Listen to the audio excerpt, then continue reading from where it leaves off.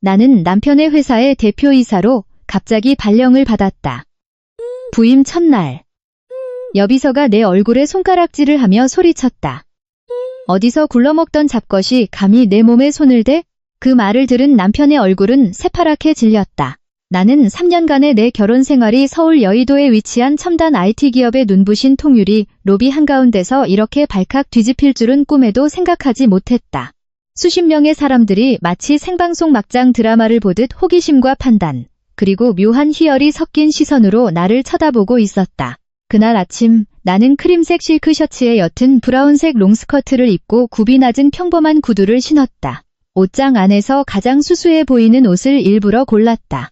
남편에게 점심 도시락이나 전해주러 온 평범한 전업주부처럼 보일 만큼 수수한 차림이었다. 나는 남해테크, nemhe이테크 그룹의 18층 사옥 앞에 서서 9월의 푸른 하늘이 반사되는 푸른빛 통유리 외벽을 올려다보았다. 영등포구 여의도의 아침 바람은 약간의 습기를 머금은 채 내 얼굴을 스치며 마음을 섬뜩할 정도로 차갑게 깨웠다. 3일 전 모기업인 태진인베스트먼트가 남해테크의 인수를 마무리 지었다. 그리고 경영권을 쥐고 파견된 신임 대표이사가 바로 나였다. 나는 이 사실을 남편을 포함한 모든 사람에게 철저히 숨겼다. 서프라이즈를 좋아해서도 아니고 유치하게 남편을 시험해보고 싶어서도 아니었다. 단지 내가 대표이사 자리에 앉기 전에 남편이 청춘을 바쳐 헌신했던 이 회사가 도대체 어디까지 썩어 들어갔는지 똑똑히 보고 싶었을 뿐이다.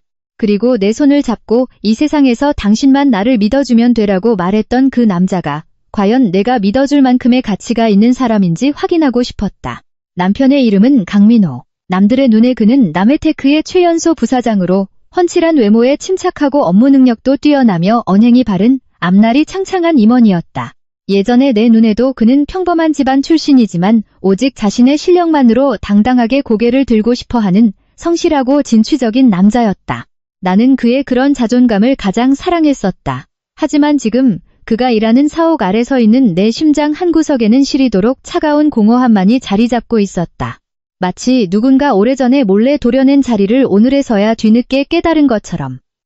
나는 어젯밤 미리 준비해둔 방문객 출입증을 찍고 로비로 들어섰다. 안내 데스크에는 2명의 젊은 여직원이 앉아 있었다. 한 직원이 방문자 명단에서 내 이름을 알아보고 자리에서 일어나 인사하려 했지만 나는 눈빛으로 가볍게 제지했다.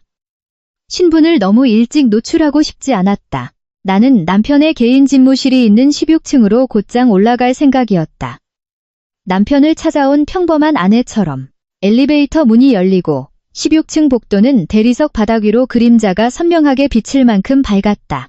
저편에서는 전략기획본부 직원들이 이미 업무를 시작하고 있었다. 키보드 타이핑 소리와 하이힐 굽소리가 빠르게 교차했다. 내가 부사장실 문 근처에 다다랐을 때 칼날처럼 날카로운 여성의 목소리가 공기를 갈랐다. 저기요, 거기 서세요. 고개를 돌려보니 28, 29세쯤 되어 보이는 완벽하게 메이크업을 하고 머리를 낮게 틀어 올린 채 몸에 딱 붙는 베이지색 정장을 입은 여자가 서 있었다. 그녀의 가슴에는 최유진 비서실장이라는 명찰이 달려 있었다. 결제 서류처를 품에 안은 그녀는 강민호 부사장의 방 앞을 가로막고 서서 마치 잘못 놓인 싸구려 물건을 보듯 나를 위아래로 훑어보았다. 강민호 씨 만나러 왔는데요. 내가 가볍게 말했다. 그녀는 입꼬리를 비틀며 노골적으로 비웃었다. 강민호 씨? 여기는 회사지 동네 시장 바닥이 아닙니다. 직함 없이 함부로 이름 부르는 거 안 됩니다. 나는 잠시 말없이 그녀를 쳐다보았다. 입만 열면 그 사람의 인격과 오만함이 동시에 드러나는 부류가 있다. 그녀가 딱 그런 부류였다. 강민호 부사장님 만나러 왔습니다. 나는 조금 전보다 느리고 분명하게 다시 말했다. 비켜주시죠. 최유진은 옆에 있던 보조 테이블에 서류철을 쾅소리 나게 내려놓더니 팔짱을 끼고 턱을 도발적으로 치켜들었다. 당신 누군데? 그 사람 지인입니다. 무슨 지인? 내가 당신한테 보고받아야 할 이유는 없는 것 같은데. 그 말이 끝나기 무섭게 그녀의 입꼬리가 실룩거리더니 아이라인을 짙게 그린 눈매가 날카로워졌다. 2층에서 부사장님을 만나려면 무조건 나를 거쳐야 합니다. 그쪽 꼴을 보아하니 그녀는 비웃음을 섞어 강조했다. 클라이언트도 아니고 파트너사 임원도 아닌 것 같네. 그런 옷차림으로 이렇게 아침 일찍부터 온 걸 보면 보나마나 연줄 하나 잡고 늘어지려는 사람이겠지. 근처에 앉아있던 직원들이 고개를 들기 시작했다. 아무도 입 밖으로 내어 말하진 않았지만 그들의 눈빛에서 호기심이 불타오르는 것을 똑똑히 볼 수 있었다. 나는 이런 종류의 침묵을 아주 잘 안다. 구경하기 위한 침묵, 추측하기 위한 침묵, 그리고 누가 개망신을 당할지 기다리는 침묵. 나는 여전히 평온한 목소리를 유지했다. 강 부사장님과 딱 몇 분만 이야기하면 됩니다. 그저. 안 됩니다. 최유진은 한 발짝 더 바짝 다가왔다. 달콤하고 짙은 향수 냄새가 내 얼굴을 덮쳤다. 솔직히 말할까요? 나 당신 같은 부류의 여자들 많이 봤어요. 여기 와서 무슨 수작 부리려는지 모를 줄 알아요? 강 부사장님은 아무나 기어올라 매달릴 수 있는 분이 아닙니다. 주변에서 몇 명이 헉하고 숨을 들이마시는 소리가 들렸다.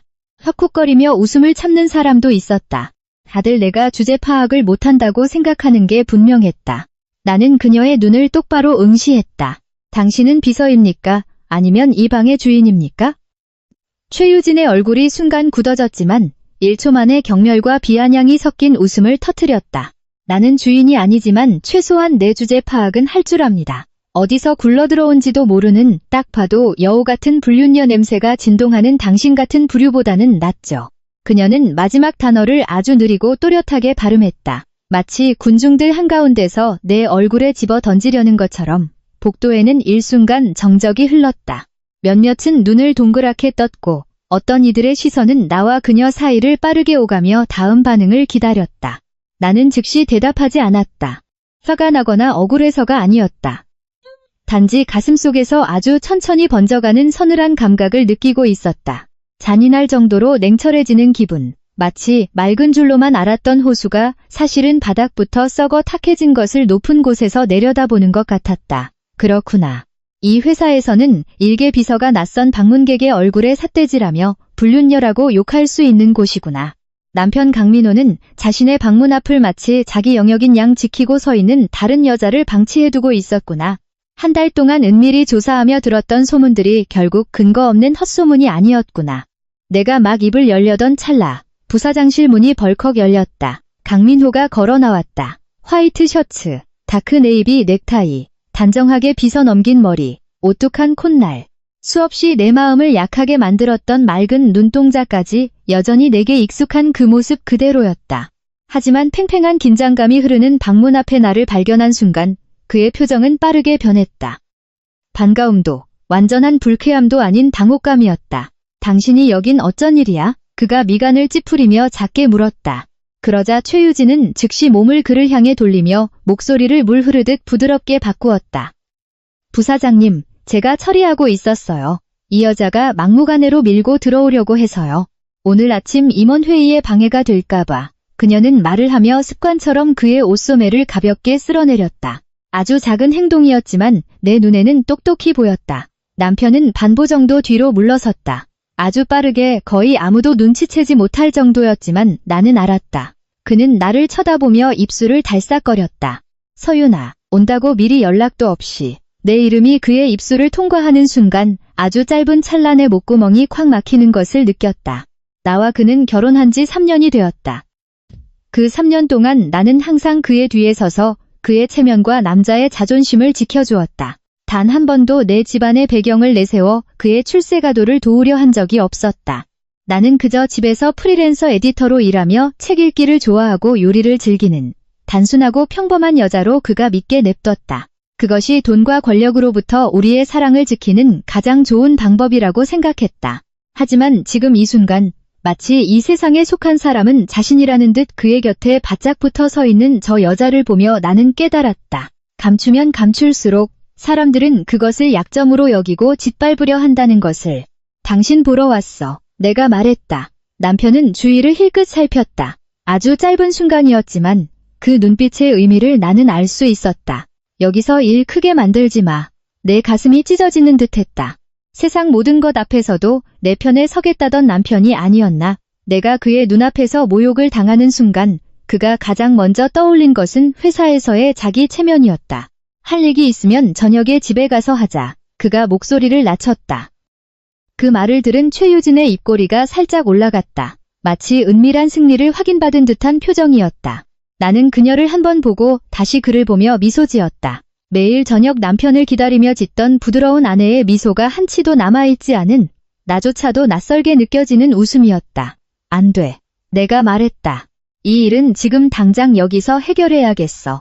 최유진이 날카로운 목소리로 즉각 끼어들었다. 당신 기본 예절도 몰라요? 부사장님 바쁘신데 여기서 행패 부리지 마시죠. 나는 그녀를 향해 고개를 돌렸다. 내가 행패를 부린다고 생각해? 그럼 당신이 하는 짓은 뭔데? 유부남 상사 곁에 들러붙어서 꼬리치는 거? 그녀는 반박자 멈칫하더니 비웃었다. 아, 깜빡했네. 혹시 당신이야말로 세컨드 아니야? 그 단어에 남편의 안색이 확 변했다. 최 비서. 그가 낮게 소리쳤다. 하지만 이미 늦었다. 그녀는 가장 입 밖으로 내지 말았어야 할 말을 내뱉어버렸다. 그때 복도 끝에서 일정하고 묵직한 권력의 무게를 담은 발걸음 소리가 들려왔다. 나는 고개를 돌리지 않아도 이사회의 임원들이 도착했다는 것을 알 수 있었다. 타이밍이 완벽했다. 나는 셔츠 소매를 단정히 고르고 숨을 깊게 들이마신 뒤 내 앞에서 턱을 치켜들고 있는 여자를 똑바로 쳐다보았다. 아주 좋아. 내가 낮게 속삭였다. 당신 덕분에 2층이 진짜 어떻게 돌아가는지 똑똑히 알게 됐네. 남편은 무언가 심상치 않음을 눈치챈 듯 나를 빤히 바라보았다. 서윤아, 도대체 뭘 어쩌려는 거야? 나는 그를 향해 고개를 돌렸다. 심장을 누군가 꽉 쥐어짜는 듯한 통증이 느껴졌지만 내 목소리는 차갑고 일관되었다. 내가 남편으로 선택했던 남자가 오늘 이 순간 제대로 직립할 배짱이 남아있는지 확인하고 싶어. 바로 그때 내 등 뒤에서 묵직한 중저음의 남성 목소리가 울려 퍼졌다.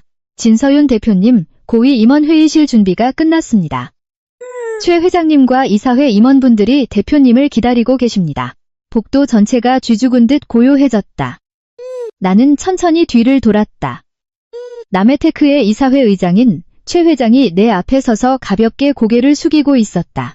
누구도 착각할 수 없을 만큼 정중한 태도였다. 그의 뒤에는 인사본부장, 법무팀장, 그리고 이사회 멤버 2명이 서 있었다. 모두의 시선이 내게 쏠려 있었다. 옆에 서 있던 최유진이 헉하며 숨을 헐떡이는 소리가 똑똑히 들렸다. 남편은 황포미돈 위에 빠져나간 사람처럼 얼굴이 하얗게 질려 있었다. 나는 그날 아침 마지막으로 내 남편의 눈을 똑바로 응시한 뒤 크지는 않지만 이 공간에 있는 모든 사람이 들을 수 있을 만큼 또렷한 목소리로 입을 열었다. 내 이름은 진서윤입니다. 오늘부로 남해테크 그룹의 신임 총괄 대표이사를 맡게 되었습니다. 나는 한 박자 쉬고 사시나무 떨듯 떨고 있는 최유진을 향해 시선을 옮겼다. 그리고 내가 대표로서 가장 먼저 할 일은 일개 비서에게 부사장실 문 앞을 가로막고 외부인의 얼굴에 삿대질하며 모욕을 줄 권한을 대체 누가 부여했는지 조사하는 것입니다. 방금 일어난 충격적인 사태에 넋이 나간 16층 직원들의 시선을 뒤로 한 채 나는 고위 임원 회의실로 걸음을 옮겼다. 투명한 유리문이 내 등 뒤에서 가볍게 닫혔지만 문 밖의 모든 질서는 이미 바뀌기 시작했다는 것을 나는 알고 있었다. 새로운 직함은 단순한 자리가 아니다. 그것은 선을 긋는 일이다. 한쪽은 강민호의 아내로서의 내 과거. 다른 한쪽은 남해테크그룹 총괄 대표이사로서의 내 현재였다. 최 회장이 직접 내 의자를 빼주었다. 진 대표 앉게나. 나는 고개를 끄덕이고 회의 테이블 중앙에 앉았다. 회의실에 모인 24명의 이사회 임원들과 전략, 재무, 법무 등 각 본부장들은 탐색과 평가가 섞인 눈빛으로 나를 바라보았다. 몇몇은 의구심을 감추려 애쓰는 기색이 역력했다. 이해한다. 30대 초반의 여성이 수년간 중년 남성 임원들이 쥐락펴락하던 IT그룹의 경영권을 갑자기 넘겨받았으니 누구나 쉽게 납득할 수는 없을 것이다. 하지만 나는 허락을 구하러 이 자리에 온 것이 아니다. 일하러 온 것이다. 거두절미하고 바로 본론으로 들어가겠습니다. 나는 장황한 소개나 의례적인 인사말을 생략한 채 인사본부장을 똑바로 바라보았다. 김 본부장님, 네, 대표님, 전략기획본부 부사장실 소속 최유진 비서실장, 즉각 직위 해제 및 대기 발령 조치하십시오. 회의실 안에서 누군가 의자를 뒤척였고 누군가는 미간을 찌푸렸으며 서로 눈치를 보는 사람도 있었지만 반대하는 이는 아무도 없었다. 나는 말을 이었다. 사유는 주요 업무 구역 내에서의 임원 모욕 행위, 사내 윤리 규정 위반, 그리고 임원실 접근을 임의로 차단하는 권한 남용의 정황입니다. 인사본부장이 고개를 끄덕였다. 즉시 조치하겠습니다. 나는 법무팀장에게 고개를 돌렸다. 최근 3년간 임원실 출입 및 의전 규정에 대한 전면 감사를 준비하세요. 일개 비서급 직원이 신분 확인 절차도 없이 방문객의 출입을 임의로 차단할 수 있었던 사례가 얼마나 되는지 확인해야겠습니다. 법무팀장은 약간 당황한 듯 멈칫했다. 전면 감사를 말씀이십니까? 네. 전부 다요. 회의실 공기가 차갑게 가라앉았다. 그들도 이제 눈치챘다. 내가 한 개인을 벌하려는 것이 아니라 시스템 전체를 손보려 한다는 것을. 최 회장이 나를 잠시 바라보더니 옅은 미소를 지었다. 좋습니다. 단 한 단어였지만 내 뒤에 든든한 배경이 버티고 있다는 것을 모두에게 각인시키기에 충분했다. 나는 내 앞에 놓인 서류철을 열었다. 두 번째 안건입니다. 나는 잠시 뜸을 들였다. 전략기획본부. 몇몇 임원들의 눈빛이 흔들렸다. 남편이 총괄하는 부서였다. 최근 3년간의 종합보고서를 검토했습니다. 예산 기준치를 18%에서 32%까지 초과한 대형 프로젝트가 3건 있더군요. 그중에는 판교 신도시 스마트시티 프로젝트도 포함되어 있습니다. 재무본부장이 헛기침을 하며 나섰다. 해당 프로젝트는 불가피한 외부 요인이 있었습니다. 나는 그를 차갑게 응시했다. 객관적이든 주관적이든 결론은 내부 회계 감사가 끝난 뒤에 제가 내리겠습니다. 하지만 당장 제가 묻고 싶은 것은 최종 책임자가 누구냐는 겁니다. 아무도 대답하지 않았다.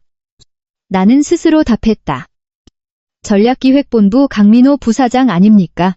회의실이 무겁게 짓눌렸다. 이 발언이 곧바로 남편의 귀에 들어갈 것이라는 걸 나는 알았고 의도적으로 그렇게 되도록 둔 것이다. 회의는 1시간 남짓 진행된 후 끝이 났다. 회의실 밖을 나섰을 때 16층 복도는 아침처럼 소란스럽지 않았다. 직원들의 발걸음은 조심스러워졌고 목소리는 낮아졌으며 나를 보는 눈빛도 완전히 달라져 있었다. 호기심도 구경거리도 아닌 경계심. 그것이 권력이 주는 첫 번째 신호였다.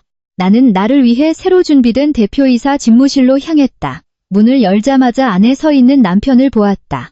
그가 뒤를 돌아보았을 때 그의 눈은 붉게 충혈되어 있었다.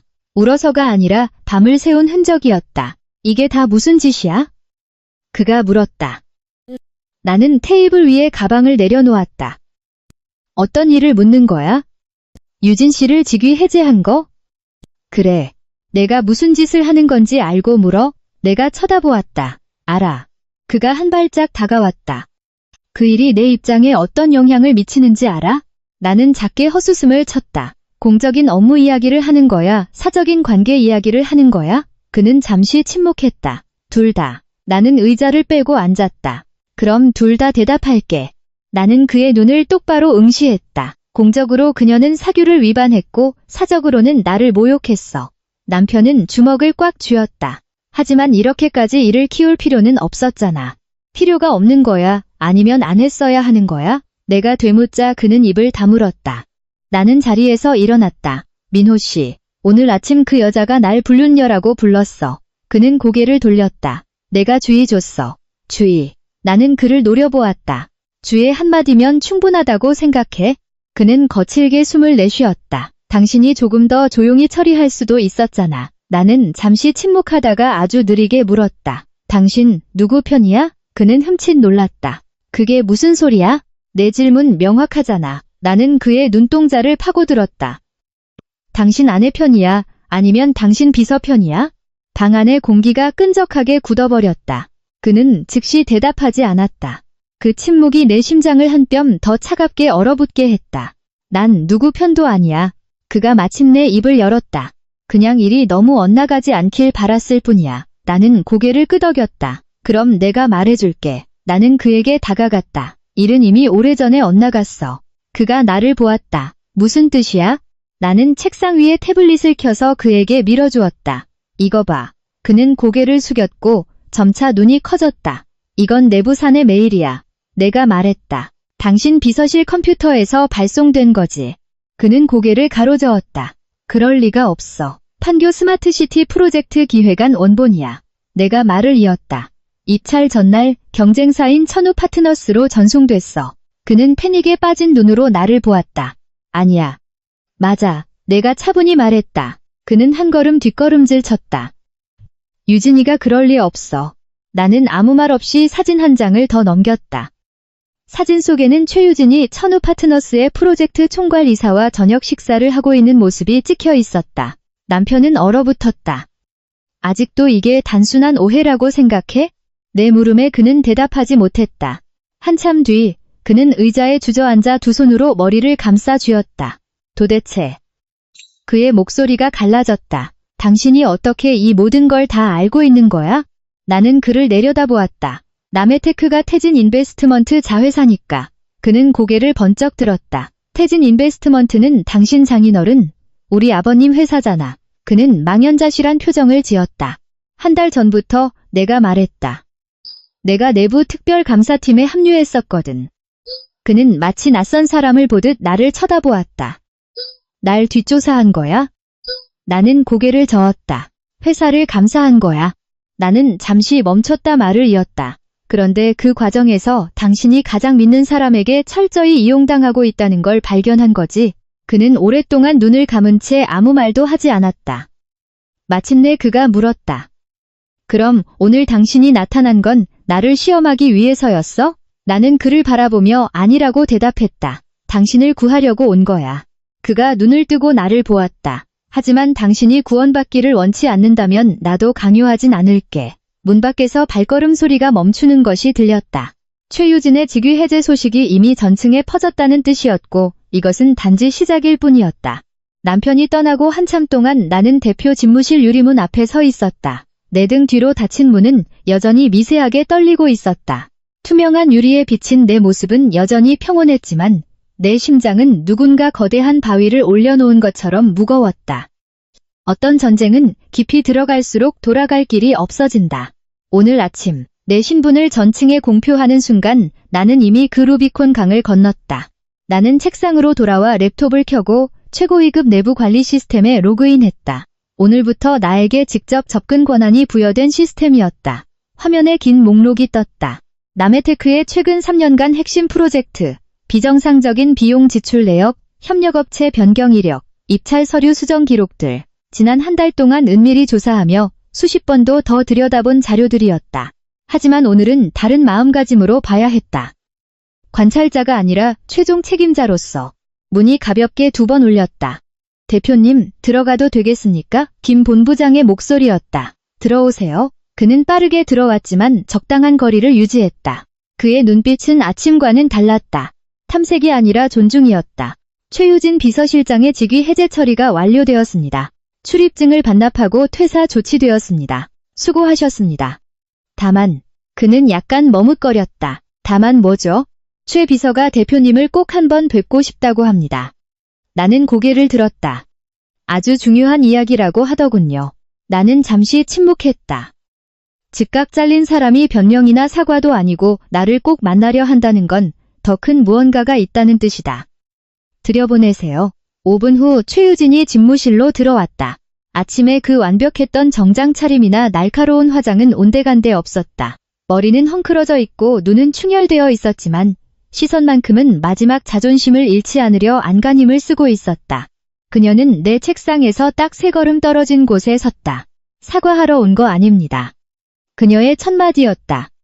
놀랍지도 않네요. 저도 사과받을 생각 없으니까. 그녀는 주먹을 꽉 쥐었다. 하지만 제가 대표님께 꼭 해야 할 말이 있습니다. 해보시죠. 그녀는 내 눈을 똑바로 쳐다보았다. 대표님은 제가 대표님을 모욕했기 때문에 자른 거라고 생각하시겠죠. 틀렸습니까? 전 그저 이 회사의 모든 사람들이 속으로 생각하던 걸 입 밖으로 낸 것뿐입니다. 나는 대꾸하지 않았다. 그녀가 헛웃음을 쳤다. 대표님이 강 부사장님 아내라는 걸 사람들이 몰랐을 거라 생각하세요? 나는 그녀를 쳐다보았다. 계속해보세요. 2층에 있는 사람 다 알고 있었습니다. 나는 멈칫했다. 놀라서가 아니라 확인받았기 때문이었다. 하지만 아무도 대표님께 말해주지 않았죠. 그녀가 이어 말했다. 그 사람들 눈엔 대표님이 이 세계에 어울리지 않는 사람이라고 생각했으니까요. 나는 침묵했다. 그녀가 한 걸음 다가왔다. 왜 그런 줄 아세요? 왜죠? 강 부사장님이 단 한 번도 대표님을 공개한 적이 없으니까요. 그 말은 작고 날카로운 바늘처럼 나를 찔렀다. 당장 아프진 않았지만 소름 끼치게 차가웠다. 제가 이 말을 하는 건 모욕을 주기 위해서가 아닙니다. 그녀가 덧붙였다. 문제가 저한테 있는 게 아니라는 걸 아시라는 겁니다. 그럼 누구한테 있죠? 부사장님이요. 나는 그녀를 응시했다. 무슨 말이 하고 싶은 거죠? 그녀는 숨을 들이마셨다. 기획안 자료를 빼돌린 게 저라고 생각하시죠? 나는 침묵했다. 그녀는 소리내어 웃었다. 절 한 달이나 뒷조사 하셨다면서요? 그런데 번지수를 잘못 짚으셨네요. 방 안의 공기가 차갑게 얼어붙었다.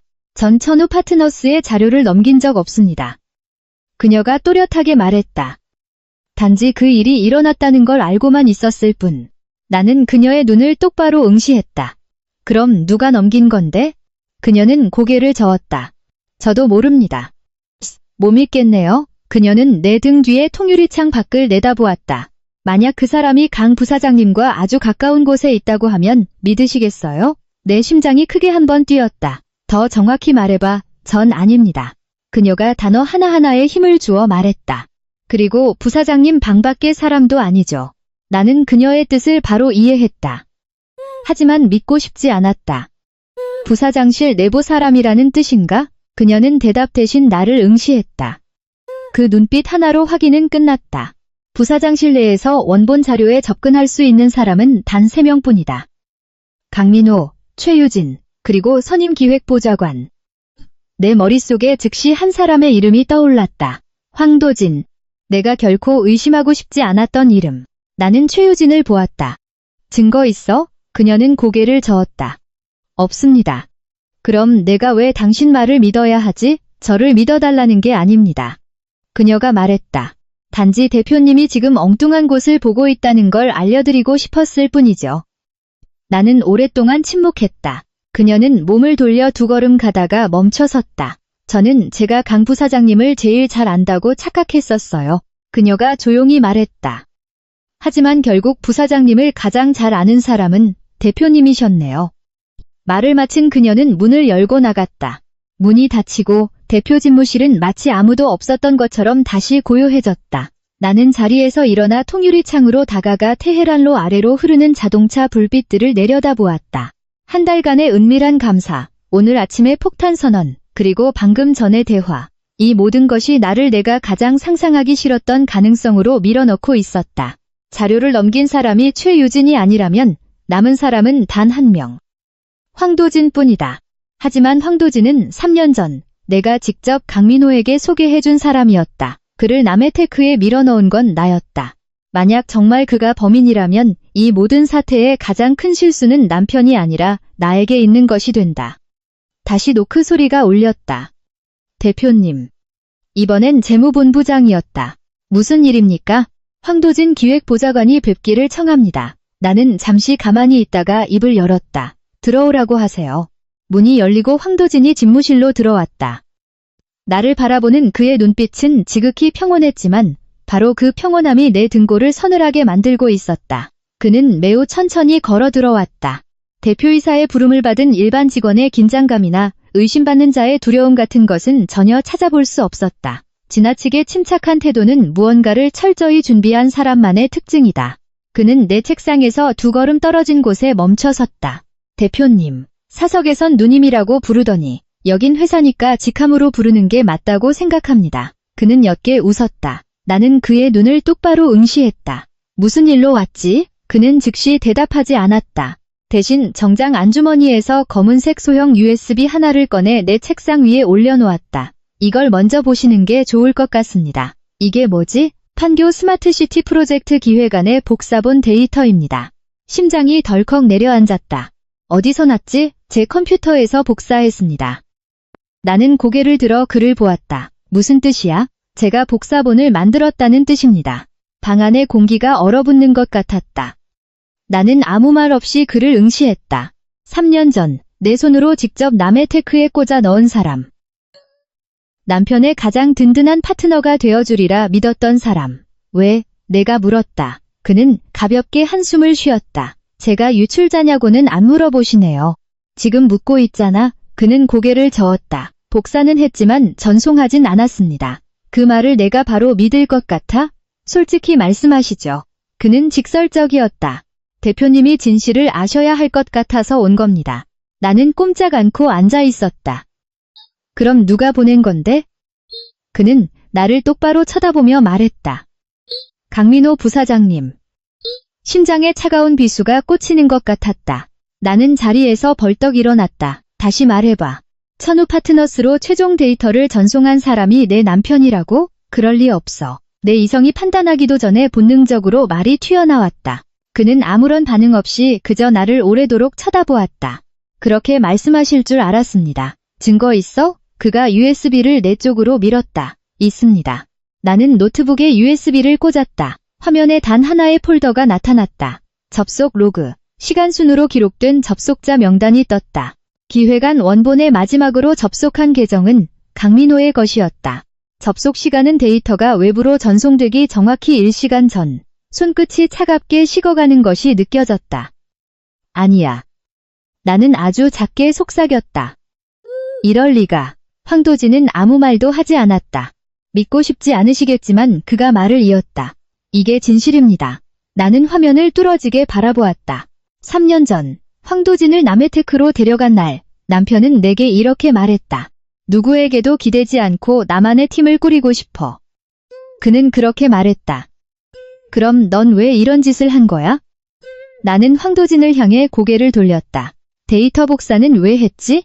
그는 잠시 침묵했다. 누군가 내부 데이터를 빼내고 있다는 걸 의심했으니까요. 언제부터? 1년 전부터요. 1년이라. 나는 그를 노려보았다. 그럼 왜 진작 말하지 않았어? 누구에게 말입니까?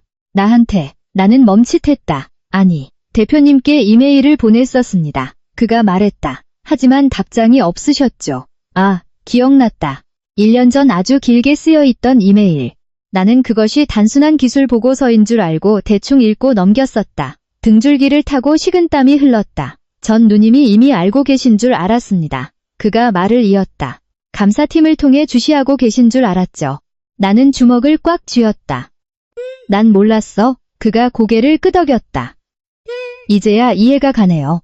나도 이해가 갔다. 만약 1년 전에 알았다면 모든 것이 달라졌을 것이다. 왜 강민호에게 직접 말하지 않았지? 그가 옅게 웃었다.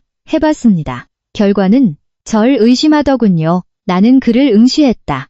자신을 의심한다고 했다고? 그 말은 오늘 아침 강민호가 최유진을 대하던 태도와 똑같았다. 소름 끼치도록 익숙한 패턴이 내 머리를 스쳐갔다. 그럼 왜 아직까지 회사에 남아있는 거야? 내가 물었다. 그는 나를 쳐다보았다. 대표님 때문입니다. 나는 굳어버렸다. 무슨 뜻이야? 3년 전 저를 강 부사장님께 소개하던 날 누님이 제게 한 말 기억하십니까? 그가 아주 천천히 말했다. 남해테크는 지켜낼 가치가 있는 곳이라고 하셨죠. 기억난다. 남편의 미래가 이 회사에 있다고 믿었던 그날 내가 한 말이었다. 그 말 하나 믿고 남았습니다. 그가 말을 이었다. 이 회사를 지키고 싶었으니까요. 나는 그를 오랫동안 쳐다보았다. 내가 부하 직원이라 여겼던 사람. 남편의 조력자라고만 생각했던 사람. 알고 보니 지난 1년 동안 이 비밀이 터지지 않게 막고 있었던 유일한 사람이었다. 왜 하필 오늘 말하는 거지? 그는 나를 보며 대답했다. 오늘 누님이 대표이사가 되셨으니까요. 이제야 알겠다. 그는 강민호를 믿지 않았다. 나를 기다린 것이다. 대표님의 결정이 필요합니다. 그가 말했다. 남편을 지키시겠습니까? 아니면 남해테크를 지키시겠습니까? 그 질문이 내 심장을 옥죄어왔다. 나는 곧바로 대답할 수 없었다. 왜냐하면 지금 이 순간부터 나의 모든 선택은 아내로서의 선택이 아니라 대표이사로서의 선택이 될 것임을 알았기 때문이다. 황도진이 떠난 후 15분 가까이 홀로 집무실에 앉아 있었다. 랩톱에는 여전히 USB가 꽂혀 있었고 화면에 뜬 마지막 접속 기록은 판결을 기다리는 유죄 증거물처럼 냉혹하게 나를 노려보고 있었다. 데이터가 외부로 발송되기 1시간 전 강민호의 계정.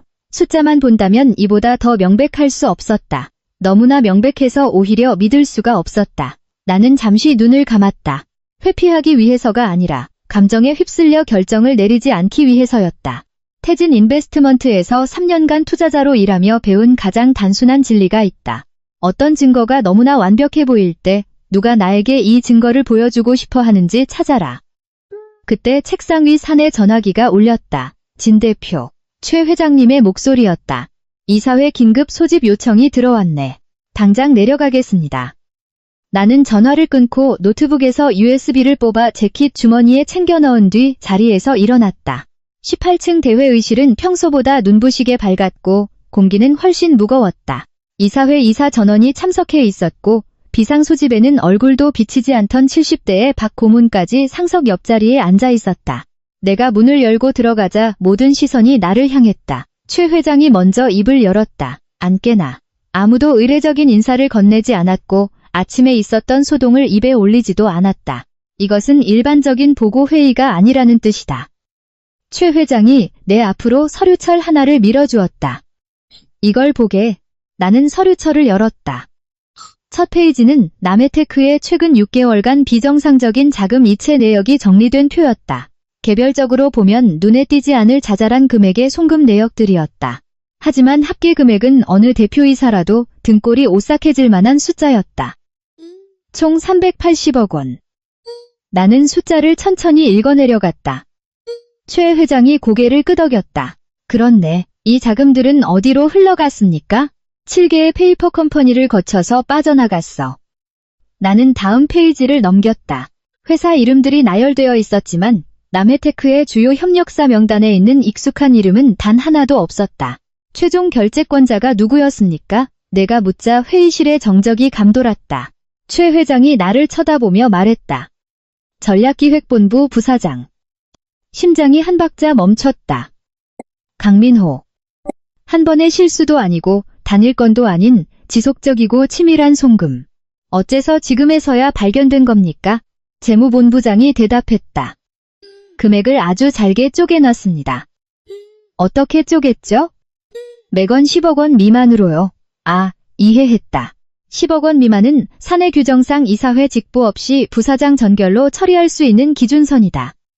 누군가 남해테크의 내부 규정을 너무나도 완벽하게 꿰뚫고 있다는 뜻이다. 완벽하다 못해 소름이 끼쳤다. 송금이 시작된 게 언제부터입니까? 8개월 전입니다. 8개월. 실수가 아니다. 철저하게 계산된 작전이었다. 이 자금이 개인 계좌로 흘러들어갔다는 증거가 있습니까? 재무본부장은 고개를 저었다. 아직은 없습니다. 나는 다시 데이터표를 내려다보았다. 380억 원은 절대 적은 돈이 아니지만 그룹 전체를 뒤흔들 시스템적 횡령 스케일이라고 하기엔 묘하게 애매했다. 그렇다면 목적이 무엇인가? 이 지출 결의서의 기한자가 누군지 명단을 보고 싶습니다. 내 요구에 다른 서류철 하나가 내 앞으로 넘어왔다. 첫 페이지의 기한자 이름 황도진. 나는 멈칫했다. 회의실 안에 누구도 입을 열지 않았다. 다음 페이지를 넘겼다. 기한자 황도진. 세 번째 페이지. 여전히 황도진. 나는 고개를 들어 이사들을 둘러보았다. 지금 이 모든 자금 이체를 기한한 사람이 황도진 기획보좌관이라는 뜻입니까? 최 회장이 끄덕였다. 맞네. 그리고 최종 결제자가 강 부사장이었다는 거고요. 그렇지. 나는 등바디에 몸을 기댔다. 등줄기를 타고 서늘한 기운이 번졌다. 불과 1시간 전 황도진은 내게 USB를 건네며 강민호가 자료를 유출했다고 주장했다. 그런데 지금 이 재무감사 자료는 황도진이 비자금 조성을 주도했다고 가리키고 있다. 두 사람 엇갈리는 의심의 화살, 그리고 완벽하게 합리적이면서도 치명적인 두 개의 증거. 당장 황도진을 이리로 부르세요. 내가 말했다. 최 회장이 고개를 끄덕였다. 이미 호출했네. 그때 대회의실 문이 열렸다. 황도진이 걸어 들어왔다. 그는 회의실 안을 쓱 둘러보더니 내 집무실에 서 있을 때처럼 놀라거나 당황한 기색 없이 지극히 차분하게 섰다. 대표님 부르셨습니까? 본인이 왜 이 자리로 불려왔는지 알고 있나? 짐작하고 있습니다. 좋아. 나는 그에게 서류철을 던지듯 밀었다. 설명해봐. 그는 고개도 숙이지 않고 첫 장부터 페이지를 천천히 넘겼다. 서두르지도 떨지도 않았다. 마지막 페이지까지 확인한 뒤 서류를 덮었다. 이 송금 내역들 제가 기한한 게 맞습니다. 회의실은 숨소리조차 들리지 않을 만큼 조용해졌다. 왜 그랬지? 지시를 받았으니까요. 누구의 지시? 그가 한치의 망설임도 없이 대답했다. 강민호 부사장님입니다. 공기가 순식간에 얼어붙었다. 나는 그를 노려보았다. 너는 불과 1시간 전에 나한테 강민호가 데이터를 유출했다고 했어. 한데 지금은 이 비자금도 강민호가 시켰다고 말하고 있군. 한데, 사실입니다. 너 지금 무슨 장난을 치는 거야? 내 목소리는 크지 않았지만 회의실 안을 쩌렁쩌렁하게 울렸다. 황도진은 나를 응시했다. 처음으로 그의 눈에서 그 특유의 무심함이 사라져 있었다. 그는 아주 느리고 또렷하게 말했다. 전 지금 대표님의 목숨을 살리려는 겁니다. 그 한마디에 회의실 안에 모두가 경악하며 굳어버렸다. 나 역시 마찬가지였다. 천장에 에어컨 돌아가는 소리가 천둥처럼 크게 들릴 정도로 정적이 깔렸다. 황도진의 목소리는 크지 않았지만 그 발언의 파장은 엄청났다. 이사들이 일제히 나를 쳐다보았다. 아무도 끼어들거나 질문하지 않았다. 그 정도 수위의 발언은 엄청난 배경 없이는 나올 수 없다는 걸 모두가 본능적으로 깨달은 것이다. 나는 황도진을 똑바로 응시했다. 방금 뭐라고 했어? 대표님 목숨을 살리고 있다고 했습니다. 그는 반복했다. 여전히 차분한 목소리였지만 그의 눈빛 속에는 날 것 그대로의 위험한 진실이 담겨 있었다. 해명해. 그가 고개를 끄덕였다. 설명하기 전에 대표님께 하나만 묻겠습니다. 물어. 지난 한 달간 남해테크 내부를 감사하시면서 누군가 미행하고 있다는 느낌 받으신 적 없습니까? 그 질문에 나는 숨이 멎는 듯했다. 선뜻 대답이 나오지 않았다. 머릿속으로 이미지들이 스쳐갔다. 사흘 연속 우리 아파트 근처에 주차되어 있던 회색 차량. 지난주 밤 내 아파트 로비 입구에 서 있던 야구 모자를 쓴 남자. 그리고 전화를 받자마자 뚝 끊기던 발신자 표시 제한 전화들. 나는 그게 단순한 우연이거나 과민 반응이라고만 생각했다. 느낌은 있었지만 증거는 없었어. 내가 답했다. 황도진이 고개를 끄덕였다. 느낌이 아닙니다. 실제로 감시당하고 계셨으니까요. 회의실 구석에서 누군가 헉하고 숨을 들이켰다. 최 회장이 미간을 찌푸렸다. 그들이 누군가? 황도진이 최 회장을 향해 몸을 돌렸다. 이 자금 이체의 배후에 있는 사람들입니다. 나는 주먹을 쥐었다. 더 자세히 말해. 그는 들고 온 랩톱을 열어 테이블 위에 놓았다. 화면에 복잡한 자금 흐름도가 나타났다. 남해테크에서 7개의 페이퍼 컴퍼니로 화살표가 이어지고 거기서 다시 3개의 투자회사로 그리고 마침내 하나의 기업 이름에 모든 화살표가 모여들었다. 흥산홀딩스, 희흥산홀딩스. 나는 화면을 노려보았다. 내가 그 회사를 몰라서가 아니었다. 너무나 잘 알고 있기 때문이었다. 우리 작은아버지 진상철 삼촌의 개인 법인이었다. 어째서 남해테크의 자금이 흥산홀딩스로 흘러들어간 건가? 최 회장이 물었다. 황도진이 대답했다. 흥산홀딩스가 남해테크의 지분을 은밀히 매집하고 있기 때문입니다. 회의실의 공기가 한순간에 뒤집혔다. 재무본부장이 허리를 꼿꼿이 세웠다. 그럴 리가. 지분 공시에 잡히지 않았는데 황도진이 그에게 화면을 돌려주었다. 최근 6개월간의 차명계좌 주식 거래 내역입니다. 재무본부장은 데이터를 보더니 입을 다물어버렸다. 나 역시 화면을 통해 내가 확인한 사실을 알았다. 여러 개의 차명계좌가 남해테크의 주식을 아주 조금씩 시장의 눈을 피해 야금야금 사들이고 있었다. 조용하게 하지만 치명적인 비율로 지분을 늘려가면서. 목적이 뭡니까? 내가 물었다. 황도진이 나를 쳐다보며 단호하게 말했다. 적대적 M&A 인수합병입니다. 한 단어였지만 이사회 임원들이 사태의 심각성을 깨닫기엔 충분했다. 흥산홀딩스가 충분한 지분을 확보하면 이사회를 갈아엎고 대표이사를 해임하며 남해테크 전체를 통째로 삼킬 수 있다. 왜 하필 지금이죠? 내가 물었다. 황도진은 나를 오랫동안 응시했다. 대표님이 오셨으니까요. 심장이 거칠게 뛰었다. 무슨 뜻이야? 대표님이 남해테크로 오시기 전까지 그들은 서두를 필요가 없었습니다. 강 부사장님 체제하에서는 서서히 피를 말리면 됐으니까요. 그런데 내가 오니까 속도를 내야만 했다? 대표님만이 그들의 계획을 막을 수 있는 유일한 변수니까요. 머릿속에 작은아버지 진상철 삼촌의 인자한 미소가 떠올랐다. 명절 때마다 가족 모임에서 언제나 호탕하게 웃으시던 분. 내가 어릴 적 나를 무릎에 앉히고 놀아주시던 분. 서유나 회사 일로 힘들면 언제든 삼촌한테 와라라고 말씀하시던 분. 그럴 리가. 하지만 화면의 데이터는 거짓말을 하지 않는다. 그렇다면 강민호 부사장은 왜 이 일에 연루된 거지? 황도진은 잠시 침묵하다가 대답했다. 부사장님은 자신이 이용당하고 있다는 걸 모르셨으니까요. 이사들이 웅성거렸다. 뭐라고? 부사장 결제 사인이 찍혀 있는데 모른다고? 내가 물었다. 황도진이 아주 천천히 말했다. 사람을 너무 믿으셨죠. 그리고 믿지 말아야 할 사람을 믿었습니다. 그가 누구를 말하는 건지 단번에 알 수 있었다. 최유진. 황도진이 고개를 저었다. 그녀 한 명만이 아닙니다. 그럼 또 누구? 그가 나를 보았다. 대표님조차 단 한 번도 의심해보지 않았던 사람입니다. 등골을 타고 오한이 번졌다. 나조차 의심하지 않은 사람이라고? 황도진이 고개를 끄덕였다. 나는 짐작조차 가지 않았다. 황도진이 숨을 깊게 들이쉬었다. 진상철 삼촌이십니다. 그 말에 나는 자리에서 벌떡 일어났다. 못 믿겠어. 내 목소리가 회의실을 날카롭게 갈랐다. 화가 나서가 아니라 부정하고 싶은 본능이었다. 가족이 내 회사를 뺏으려는 음모의 배후라는 걸 믿고 싶은 사람은 아무도 없다. 안 믿으실 줄 알았습니다. 황도진이 말했다. 하지만 증거가 있습니다. 그는 또 다른 폴더를 열었다. 음성 파일이 실행되었다. 회의실에 또렷한 목소리가 울려 퍼졌다. 최유진의 목소리였다. 걱정 마세요. 강 부사장은 전혀 눈치채지 못했습니다. 이어지는 남성의 목소리. 진서윤 대표가 끼어들지 못하게만 잘 막아. 그것만 명심해.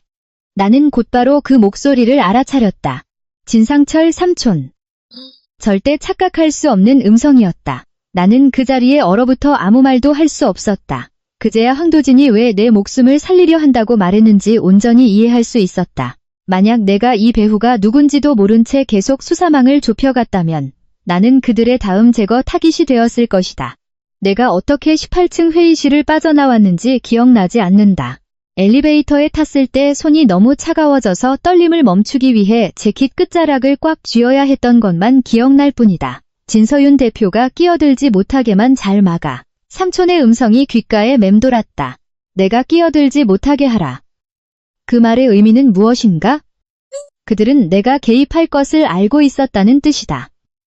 내가 그들의 계획을 망칠 능력이 있다는 것도 알았다. 즉, 내가 남의 테크에 발을 들이기 전부터 나를 처리할 매뉴얼을 준비해 두었다는 뜻이다. 해가 질 무렵 나는 집무실로 돌아왔다. 16층은 이미 퇴근해 텅 비어 있었다.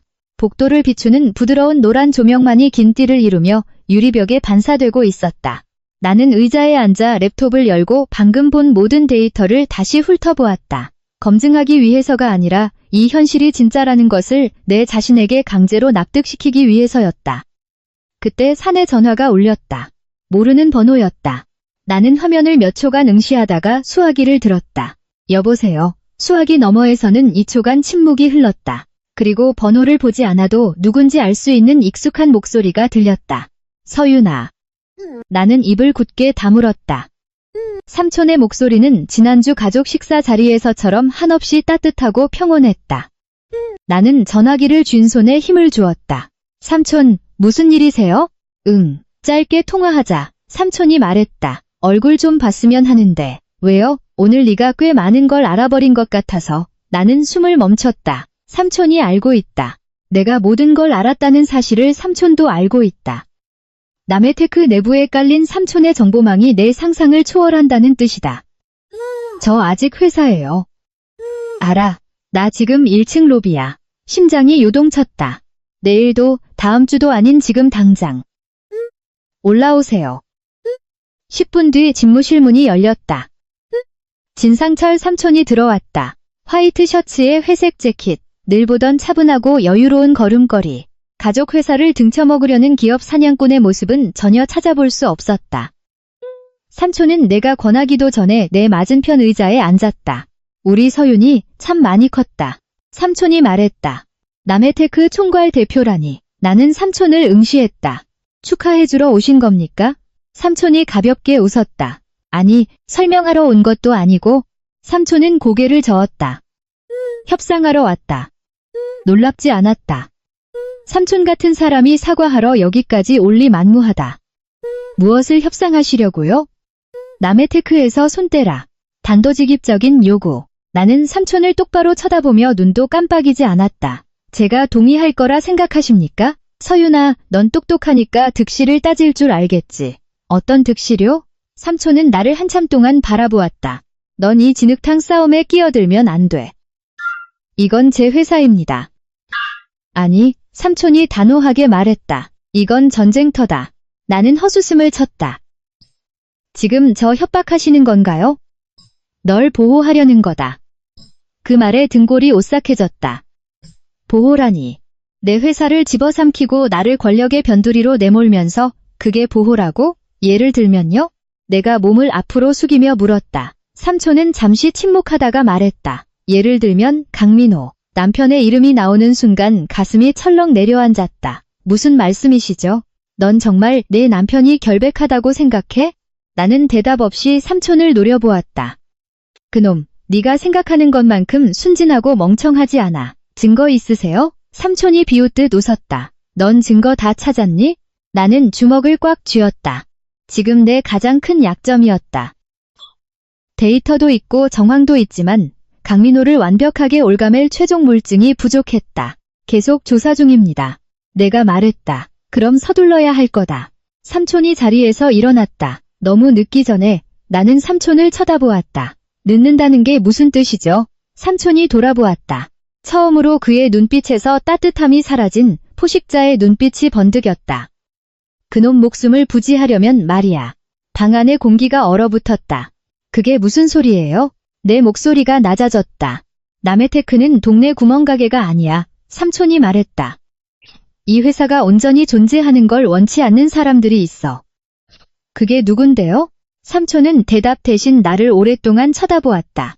서윤아, 설마 내가 이 판에서 가장 위험한 짐승이라고 생각하는 거니? 나는 말문이 막혔다.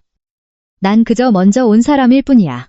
그 한마디에 나는 한 번도 상상하지 못했던 거대한 퍼즐의 조각을 맞추기 시작했다. 삼촌이 끝판왕이 아닐 수도 있다. 삼촌 역시 더 거대한 흑막의 일부일지도 모른다. 제게 시간이 얼마나 남았죠? 내가 묻자 삼촌은 시계를 보았다. 길지 않아. 얼마나요? 일주일. 삼촌이 말했다. 일주일 뒤에도 네가 이 자리에 앉아 있다면 모든 게 달라질 거다. 삼촌은 말을 마치고 문을 향해 걸어갔다. 나가기 전 잠시 발걸음을 멈추고 속삭였다. 너, 내 아버지랑 똑같이 생겼다. 고집불통인 것까지. 문이 닫혔다. 나는 한참을 그 자리에 못 박힌 듯 서 있었다. 일주일. 삼촌이 허풍을 떠는 건지 나를 협박하는 건지 알 수 없었지만 한 가지는 확실했다. 삼촌이 저렇게까지 경고했다면 이 사건 배후에는 내가 방금 본 자료보다 훨씬 거대하고 끔찍한 무언가가 도사리고 있다는 것이다. 사내 전화가 또 울렸다. 이번엔 황도진이었다. 대표님, 무슨 일이야? 강 부사장님이 연락 두절입니다. 나는 자리에서 벌떡 일어났다. 뭐라고? 휴대폰은 꺼져 있고 차는 주차장에 없으며 비서실에서도 행방을 모릅니다. 그 순간 방금 전 삼촌이 남기고 간 마지막 경고가 결코 빈말이 아님을 깨달았다. 일주일의 카운트다운은 이미 오늘 밤부터 시작된 것이다. 나는 밤 9시가 다 되어서야 회사를 나섰다. 지하 주차장은 텅 비어 있었다. 노란 나트륨 조명이 콘크리트 바닥을 비추며 평소보다 훨씬 차갑고 낯선 분위기를 풍기고 있었다. 나는 내 차 앞에 서서 몇 초간 차문을 열지 못했다. 머릿속에는 황도진의 목소리가 끊임없이 메아리치고 있었다. 강 부사장님이 연락 두절입니다. 단순한 배터리 방전도, 갑작스러운 출장도 아닌 완벽한 실종. 나는 다시 남편에게 전화를 걸어보았다. 전원이 꺼져 있어 소리샘으로 연결됩니다. 강민호의 개인 비서에게 전화를 걸었다. 대표님, 오늘 강 부사장님 4시 30분쯤에 퇴근했다고 했지? 네, 그렇습니다. 행선지는 말씀 안 하셨습니다. 동행자는 없었습니다. 전화를 끊었다. 등줄기를 타고 한기가 흘렀다. 오후 4시 30분. 내가 18층에서 이사회와 긴급회의를 하던 바로 그 시간이다. 황도진이 자금 흐름도를 발표하며 삼촌이 흥산홀딩스를 통해 남해테크를 삼키려 한다는 걸 밝혀낸 바로 그 시점. 차문을 열려던 찰나 휴대폰이 짧게 진동했다. 발신자 표시가 없는 번호. 프로필 사진도 없는 텅 빈 문자 메시지에 사진 한 장이 첨부되어 있었다. 나는 떨리는 손으로 사진을 터치했다. 청담동의 어느 고급 카페. 창가 자리에 남편 강민호가 앉아 있었다. 그 맞은편에는 검은 코트를 입은 한 중년 남자가 앉아 있었다. 옆모습이라 얼굴이 정확히 보이지 않았지만 그 남자의 손목에 채워진 시계가 눈에 들어왔다. 파텍 필립 한정판 모델. 우리 집안에서 그 시계를 차는 사람은 단 한 명뿐이다. 진상철 삼촌. 사진을 확대했다. 촬영 시간 21시 17분. 불과 10분 전에 찍힌 사진이다. 심장이 미친 듯이 뛰었다. 나는 즉시 발신 번호로 전화를 걸었다.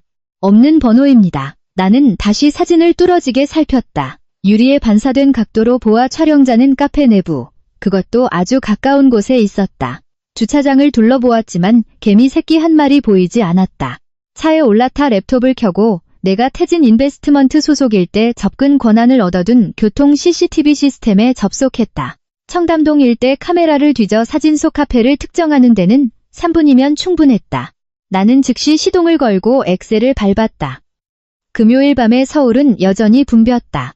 테헤란로의 불빛과 꽉 막힌 차들, 요란한 클렉슨 소리가 이어졌지만 내 귀에는 아무것도 들리지 않았다. 오직 한 가지 질문만이 머릿속을 헤집어 놓았다.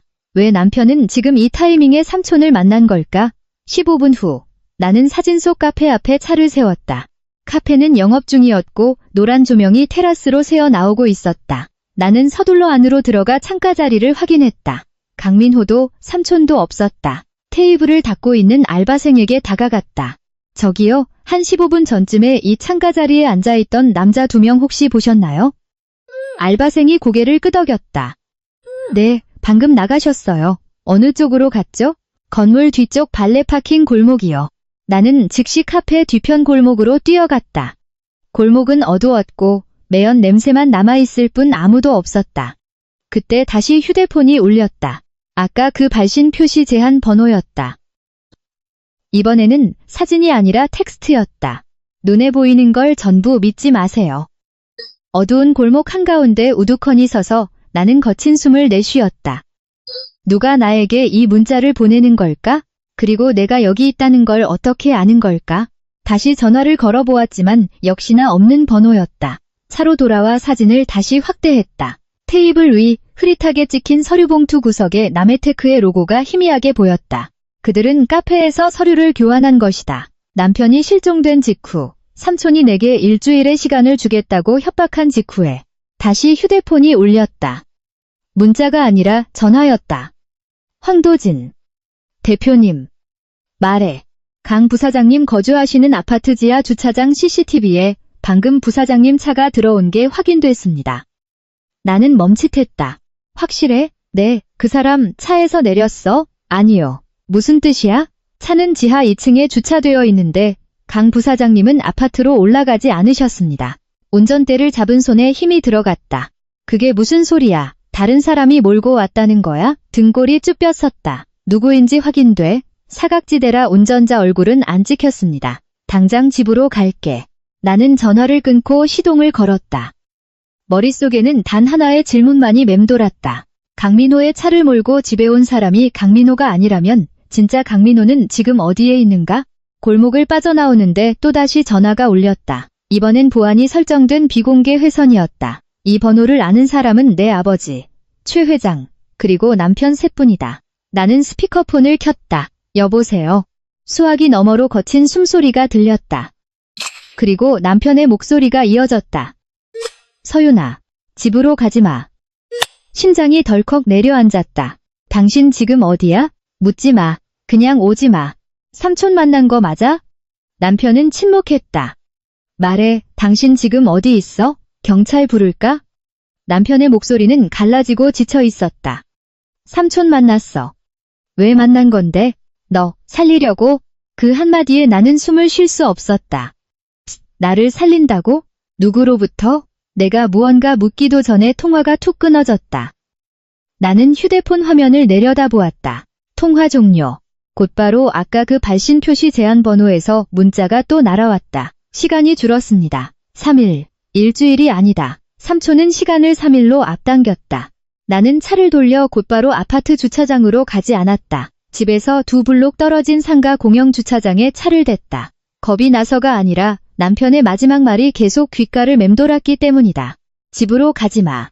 강민호는 겁이 많거나 과장해서 말하는 사람이 아니다. 그가 그렇게 경고했다면 집에는 분명히 위험한 무언가가 도사리고 있다는 뜻이다. 차 시동을 끄고 전조등을 끈 채 10분 넘게 차 안에 앉아 있었다. 까맣게 꺼진 휴대폰 화면을 쥐고 생각했다. 3일. 남은 시간은 3일이다. 나는 전송받은 카페 사진의 각도를 다시 복기해 보았다. 창문 유리 반사, 조명의 위치. 사진을 찍은 사람은 강민호에게서 3m 이내에 있었다. 남편과 아주 가까이 있었고 지금 나를 미행하고 있는 사람. 숨을 깊게 들이쉬고 차에서 내렸다. 그래도 집에 가야 한다. 내가 원해서가 아니라 문자를 보낸 자가 맞다면 그놈은 지금 내 집에서 나를 기다리고 있을 테니까 만나서 결판을 내야 한다. 내 차를 주차장에 남겨둔 채 걸어서 아파트 지하 주차장으로 들어갔을 때 시계는 밤 10시를 가리키고 있었다. 텅 빈 주차장의 공기는 서늘했다. 창백한 형광등 불빛이 콘크리트 기둥 사이로 무기력하게 비치고 있었다. 주위를 살폈지만 수상한 기척은 없었다. 하지만 누군가 나를 지켜보고 있다는 불길한 직감은 지워지지 않았다. 엘리베이터를 타고 21층을 눌렀다. 윙윙거리는 모터 소리만 들릴 뿐 아무도 타지 않았다. 거울에 비친 내 얼굴은 침착해 보였지만 내 눈동자는 오늘 아침에 그 여유롭던 눈빛이 아니었다. 21층에서 내렸다. 복도는 적막했고 내 걸음걸이에 맞춰 센서등이 하나씩 켜졌다. 내 집 현관문 앞에 섰다. 주머니에 도어로 키가 있었지만 문은 아주 미세하게 틈이 벌어져 열려 있었다.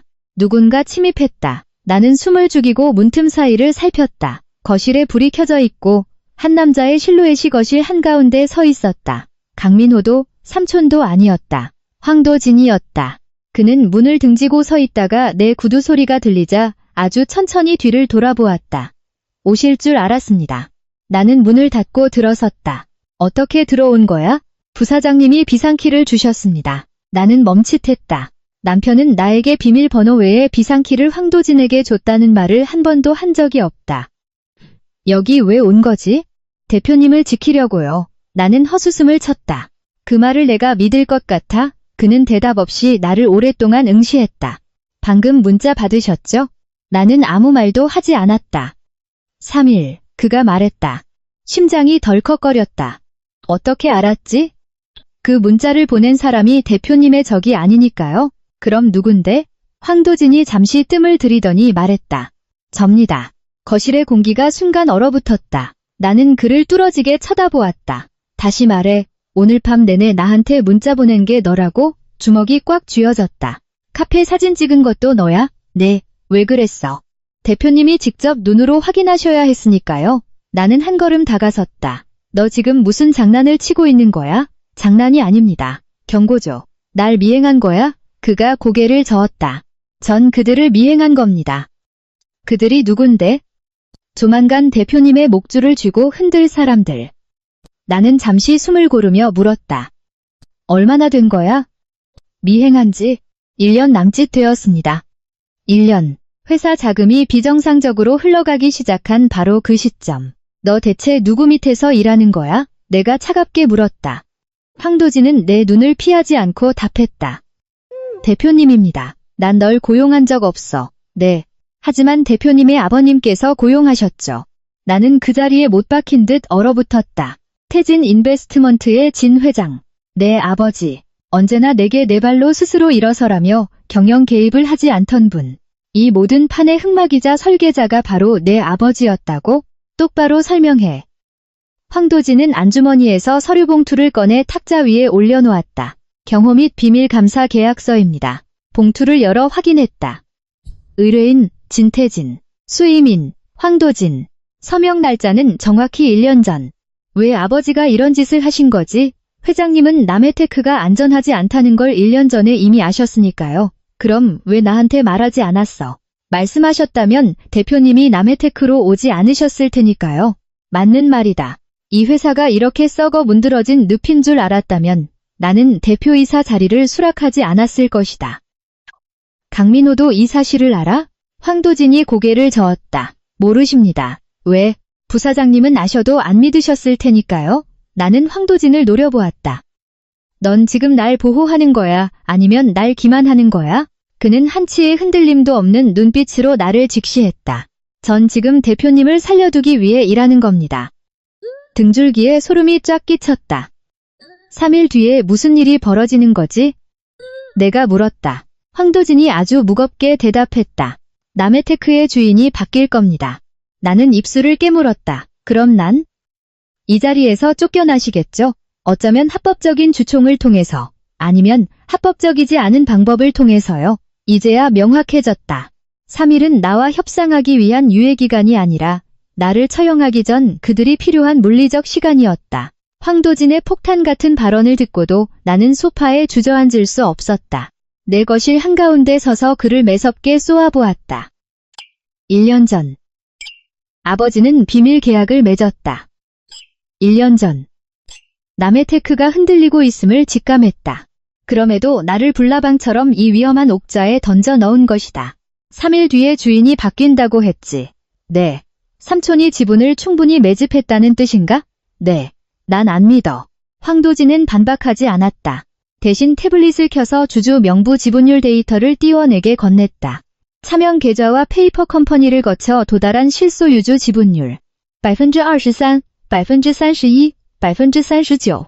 그리고 합계 49%, 과반에서 단 1%가 모자랐다. 단 1%의 지분만 더 넘어가면 이사회는 장악되고 남의 테크는 먹힌다. 태진 인베스트먼트가 가진 모기업 지분 36%가 있잖아. 내가 따져 물었다. 그걸론 방어에 역부족입니다. 하지만 개인명의 지분까지 합친다면? 내가 말했다. 황도진이 나를 쳐다보았다. 회장님이 남의 테크 개인 지분을 갖고 계신 걸 정말 모르셨습니까? 황도진은 또 다른 봉투를 꺼냈다. 방금 전에 계약서 봉투와는 다르게 밀랍으로 단단히 봉인된 하얀색의 두꺼운 봉투였다. 겉면에는 내 이름 3글자, 진, 서, 윤이 아버지의 필체로 적혀 있었다. 심장이 덜컥 내려앉았다. 이게 뭐야? 사전위원장 및 의결권 위임장입니다. 아버지는 정정하시다. 죽음을 준비할 단계가 아니다. 그런데 왜, 얼마나 가지고 있었지? 1년입니다. 또 1년 전이다. 나는 봉투를 뜯었다. 빽빽한 서류 뭉치. 첫 페이지 첫 줄에 굵은 명조체로 이렇게 적혀 있었다. 만약 내 딸 진서윤이 남의 테크의 경영권을 승계하는 과정에서 경영권 분쟁이 발생할 시 본인이 보유한 남의 테크 개인 지분 전량의 의결권을 향후 3년간 진서윤에게 위임한다. 소유권 이전이 아니라 의결권 3년 위임이다. 이사회에서 내 맘대로 행사할 수 있는 막강한 카드. 이게 몇 프로지? 12%입니다. 황도진이 즉각 대답했다. 계산은 빠르다. 태진 지분 36% 플러스 아버지 위임 12% 이퀄 48%. 과반 50%를 넘기기 위해선 정확히 2%가 모자란다. 아버지는 적대적 MA를 알고 계셨어. 네. 그리고 이 상황을 위해 2패를 준비하신 거고. 네, 나는 소파 손거리에 손을 짚었다. 지난 3일간 숨막히게 몰아치던 위기 속에서 처음으로 땅에 발을 딛고 서 있는 든든함이 느껴졌다. 아버지는 나를 사지로 밀어넣은 게 아니라 사지에서 싸울 무기를 쥐어주기 위해 때를 기다린 것이다. 그런데 왜 진작 말하지 않았어? 황도진이 나를 쳐다보았다. 대표님 스스로 선택하길 바라셨으니까요. 뭘 선택해? 남의 테크를 지킬 것인지 아니면 결혼 생활을 지킬 것인지. 그 말에 나는 입을 다물었다. 아, 그렇구나. 만약 내가 강민호가 얽혀있다는 걸 처음부터 알았다면 나는 이성적인 판단을 내리지 못하고 남편의 편에 서서 모든 걸 망쳤을 것이다. 나한테 2%가 더 필요해. 내가 말했다. 황도진이 고개를 끄덕였다. 정확합니다. 어디서 구하지? 황도진이 나를 똑바로 쳐다보며 말했다. 강 부사장님 지분입니다. 남편은 임원 스톡옵션과 상여로 지분 5%를 가지고 있다. 거기서 2%만 넘겨받으면 게임은 끝난다. 강민호가 순순히 동의할 리 없어. 이미 동의하셨습니다. 황도진의 말에 나는 눈을 크게 떴다. 뭐라고? 그는 폰을 꺼내 녹음 파일을 재생했다. 만약 무슨 일이 생기면 내 명의의 지분 전부를 아내 진서윤에게 양도해 주십시오. 강민호의 목소리였다. 이게 언제야? 오늘 밤입니다. 아까 보신 청담동 카페에서. 남편이 삼촌을 만난 건 삼촌에게 붙기 위해서가 아니었다. 나를 구하기 위해서였다. 널 살리려고. 전화기 너머로 들려왔던 남편의 말이 진실이었다. 지금 강민호 어디 있어? 내가 다급하게 물었다. 황도진의 평온하던 눈빛이 처음으로 심하게 흔들렸다. 그게 문제입니다. 무슨 소리야? 양도 증서에 서명한 직후 부사장님이 사라지셨습니다. 거실의 공기가 얼음장처럼 차가워졌다. 남편은 지분 양도 증명서에 서명을 마쳤다. 즉, 사태가 얼마나 걷잡을 수 없이 커졌는지 온몸으로 깨닫고 나를 지키는 길을 택한 것이다. 내가 그토록 남편을 의심하고 몰아세웠던 그 모든 시간 동안 강민호는 모든 걸 짊어질 준비를 하고 있었다. 그런데 서명 직후 실종되었다고? 이건 단순한 우연이 아니다. 완벽한 납치다. 강민호가 서류에 서명하고 난 뒤 마지막으로 함께 있던 사람이 너야? 황도진이 고개를 저었다. 아닙니다. 그럼 누구야? 최유진. 그 이름에 나는 숨이 턱 막혔다. 최유진. 지난 3년간 남편의 그림자처럼 붙어 다니며 온갖 기획안을 주무르던 비서실장. 아침에 내 얼굴에 삿대질을 하고 불륜녀라고 욕했던 여자. 삼촌과의 통화에서 강 부사장은 눈치채지 못했다며 삼촌의 끈아풀 노릇을 했던 여자. 그 여자 지금 어딨어? 연락 두절입니다. 폰은 꺼져 있습니다. 두 사람이 동시에 사라졌다. 최유진이 남편을 삼촌의 수하들에게 넘긴 게 분명하다. 그때 현관 초인종이 울렸다. 쾅, 쾅, 쾅. 급박하지 않지만 아주 단호한 리듬으로 3번. 나와 황도진은 동시에 서로를 쳐다보았다. 황도진이 품속으로 손을 넣으며 현관으로 다가갔다. 제가 열겠습니다. 아니, 내가 막아섰다. 내가 직접 도어록을 열었다. 문 밖에는 최유진이 서 있었다. 아침에 그 도도하던 여비서의 모습은 온데간데 없었다. 머리는 헝클어지고 명품 코트는 먼지투성이었으며 창백하게 질린 얼굴로 거친 숨을 몰아쉬고 있었다. 하지만 그녀의 눈빛만큼은 생존을 위해 도끼가 올라 있었다. 진 대표님, 그녀가 입을 열었다. 부사장님, 납치당하셨어요. 누구한테? 흥산홀딩스 사람들이요. 그녀가 내 허락도 떨어지기 전에 집 안으로 밀고 들어왔다. 현관문이 닫히자마자 내가 다그쳐 물었다. 확실해? 제가 같이 있었으니까요. 처음부터 설명해. 최유진은 마른 침을 꿀꺽 삼켰다. 부사장님이 청담동 카페에서 삼촌분과 만나 지분 포기를 요구받으셨어요. 부사장님이 거절하시고 곧바로 변호사 사무실로 가서 대표님께 지분을 100% 넘긴다는 양도 증서에 서명하셨죠. 그리고 제 차를 타고 뒷골목으로 빠져나갔습니다. 공증은 받았어? 네, 법적 효력 확실합니다. 내 심장이 미친 듯이 뛰었다. 지분 양도가 법적으로 완료되었다는 건 삼촌의 계획에 치명적인 구멍이 났다는 뜻이다. 그런데 왜 납치된 거야? 변호사 사무실을 빠져나가자마자 검은 밴 2대가 제 차를 가로막았어요. 몇 명이었어? 4명요.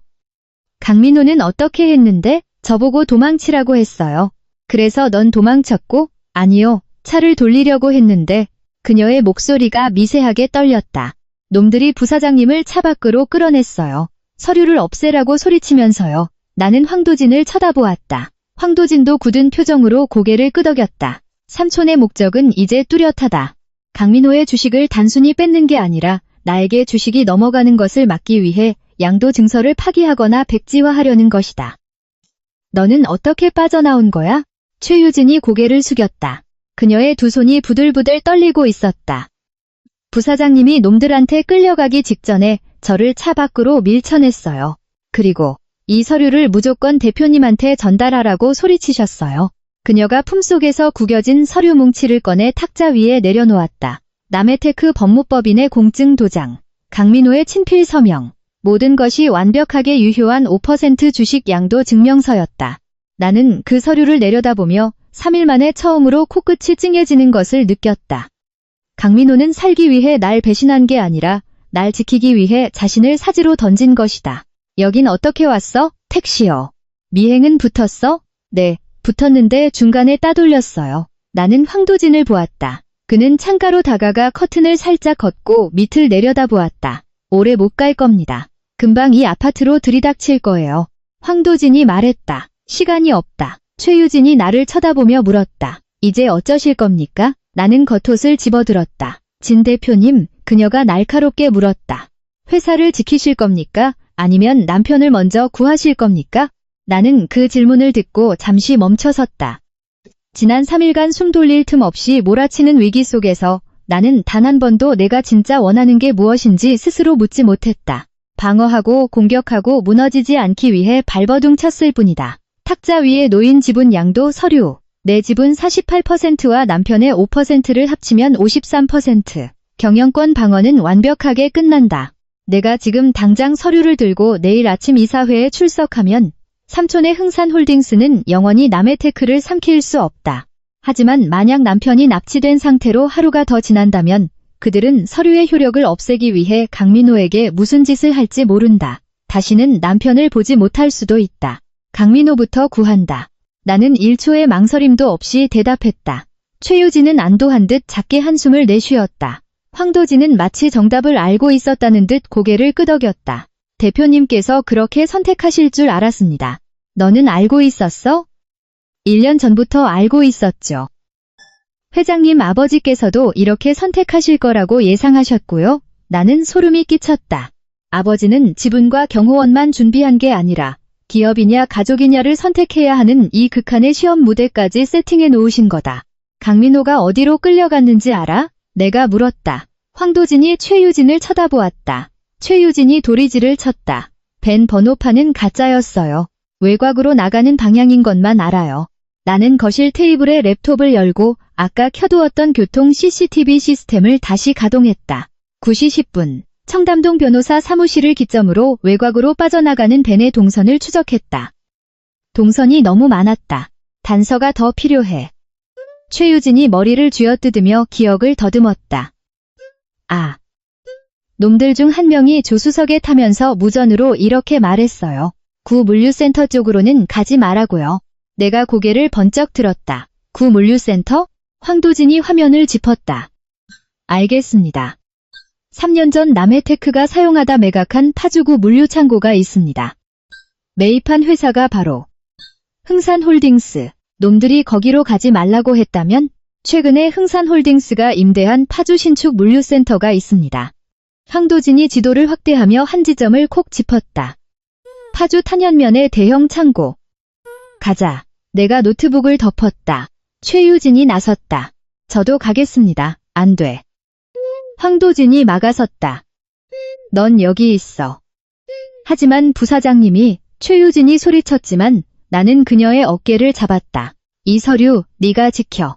나는 지분양도 증명서를 그녀의 손에 쥐어주었다. 만약 내일 아침 해가 뜰 때까지 내가 돌아오지 않으면 이 서류 들고 최 회장님한테 직행해. 알겠어? 최유진은 입술을 깨물며 고개를 끄덕였다. 알겠습니다. 나와 황도진은 아파트를 빠져나와 주차장으로 향했다. 자정이 넘은 시각 엘리베이터의 정적은 피를 말리게 했다. 황도진이 운전대를 잡았다. 확실합니까? 그가 물었다. 함정일 수도 있습니다. 기다리고 있을 겁니다. 알아, 가시겠습니까? 밟아. 차는 미친 듯한 속도로 자유로를 타고 파주로 향했다. 가로등 불빛이 희미해지고 공기는 점점 차가워졌다. 그때 모르는 번호로 또 문자가 왔다. 거기 가지 마. 나는 폰을 뒤집어 엎어버렸다. 또 문자입니까? 응, 가지 말래. 황도진은 아무 말 없이 엑셀을 끝까지 밟았다. 이것이 삼촌의 함정이든 아니면 다른 누구의 조종이든 나는 강민호를 데려와야 한다. 새벽 1시, 파주의 거대한 물류창고 앞에 도착했다. 경비원도, 간판도, 인기척도 없었다. 하지만 거대한 철문이 아주 미세하게 틈을 벌린 채 열려 있었다. 누군가 들어오라고 일부러 열어둔 것처럼. 기다리고 있네요. 황도진이 벨트 쪽에 숨겨둔 3단봉을 손에 쥐며 속삭였다. 알아. 나는 차에서 내려 철문을 삐걱거리며 밀고 들어갔다. 거대한 창고 내부는 칠흑처럼 어두웠고 한가운데 켜진 형광등 하나만이 무대 조명처럼 공간을 비추고 있었다. 아무런 소리도 나지 않았다. 그런데 그 형광등 불빛 아래 한 남자가 뒷짐을 지고 서 있었다. 강민호도 진상철 삼촌도 아니었다. 태진 인베스트먼트의 진 회장. 내 아버지였다. 나는 망치로 머리를 얻어맞은 듯 그 자리에 멈춰 섰다. 오느라 고생했다, 서윤아. 아버지가 낮고 평온한 목소리로 말했다. 아버지가 여기서 뭘 하시는 거예요? 널 기다렸지. 나는 한 걸음 다가갔다. 강민호는요? 아버지는 턱짓으로 오른쪽 어둠을 가리켰다. 어둠 속에서 의자에 묶인 채 앉아있는 남편의 모습이 보였다. 입에 재갈이 물리진 않았지만 지쳐 보였다. 나를 본 남편의 눈이 커졌다. 살짝 고개를 저으며 괜찮다는 신호를 보냈다. 살아있다. 나는 다시 아버지를 보았다. 피가 거꾸로 솟는 것 같았다. 이게 다 아버지가 꾸민 짓입니까? 아버지가 강민호를 납치했어요? 아버지는 황도진을 한 번 쓱 보더니 대답했다. 내가 보호해둔 거다. 납치랑 보호가 어떻게 같아요? 내가 소리쳤다. 내가 먼저 데려오지 않았다면 진상철 그놈 수하들이 진짜로 강민호를 드럼통에 넣어서 바다에 던졌을 테니까. 아버지는 무표정하게 말했다. 창고의 공기가 순식간에 차갑게 얼어붙었다. 그게 무슨 소리예요? 나는 뒷걸음질 쳤다. 아버지가 다 꾸민 게 아니에요? 넌 삼촌이 흥산홀딩스를 앞세워서 널 집어삼키려는 배후라고 생각했지. 아니에요? 틀렸어. 아버지는 단호하게 말했다. 그 한마디에 내 머릿속의 추리 시스템이 완전히 붕괴되었다. 진짜 적은 남의 테크 내부에 있는 게 아니야. 아버지가 어둠 속을 향해 손짓했다. 나오게. 철제 계단 쪽 어둠 속에서 구두굽 소리가 또각또각 울리며 한 사람이 걸어 나왔다. 나는 내 눈을 의심했다. 남해테크 이사회 의장, 최 회장님. 내가 남해테크에 돌아온 첫날부터 전폭적으로 나를 지지해주고 비자금 장부를 내게 넘겨주며 힘을 실어주었던 바로 그 최 회장. 왔는가, 진 대표. 늘 듣던 그 인자한 목소리. 하지만 지금은 그 목소리가 뱀의 혀처럼 차갑게 느껴졌다. 나는 멍하니 서 있었다. 회장님이, 여긴 어쩐 일이십니까? 자네에게 계획의 마지막 조각을 설명해주러 왔지. 계획이라뇨? 삼촌의 적대적 MA도 다 꾸며낸 겁니까? 아니, 그건 진짜야.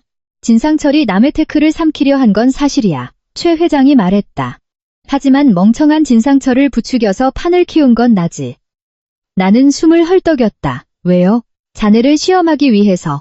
그 단어 하나가 내 머리를 강타했다. 시험. 지난 1년간의 횡령, 기획안 유출, 내부 감사, 이 모든 미친 소동들이 전부 나를 시험하기 위한 판이었다고? 도대체 누구를 위한 시험입니까? 내가 악에 받쳐 소리치자 아버지가 앞으로 나섰다. 만약 네가 대표이사 자리에 앉지 않았다면 강민호 혼자서 이 회사를 지킬 수 있었을까? 못 지켜. 이미 삼촌 패거리한테 다 뜯어먹혔겠지. 나는 네가 이 거대한 회사를 이끌 도끼와 배짱이 있는지 확인해야 했다. 나는 남편을 쳐다보았다. 강민호, 당신도 알고 있었어? 강민호는 고개를 떨구더니 천천히 끄덕였다. 부분적으로는 알았어. 그래서 오늘 아침부터 그 연극을 한 거야? 최유진이 날 불륜녀라고 욕하게 놔둔 것도? 지분양도 서류 쓰고 사라진 것도? 네가 날 철저히 의심하고 바닥까지 파헤쳐서 도끼를 품게 만들어야 했어. 그래야 아버님이 널 인정하실 테니까. 기가 막혀서 웃음도 나오지 않았다.